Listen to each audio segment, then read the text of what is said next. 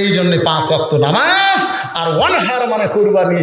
এই নামাজ আদায় করতে গেলে বহু কুরবানি করা লাগবে, হালাল খাওয়া লাগবে, বউকে পর্দার মধ্যে থোয়া লাগবে, মানুষের জমির আল ঠেলা হবি না, আসর নামাজ পড়ে জমির যায় দেখে উপর জমির টানি নিচকে রর জমিতে 1 ফোঁটাও পানি নেই, সঙ্গে কে রে উপরে পানি আমারটার পানি নাই, পানি না থাকলে তো ধান মরে যাবে, কি করা যায়?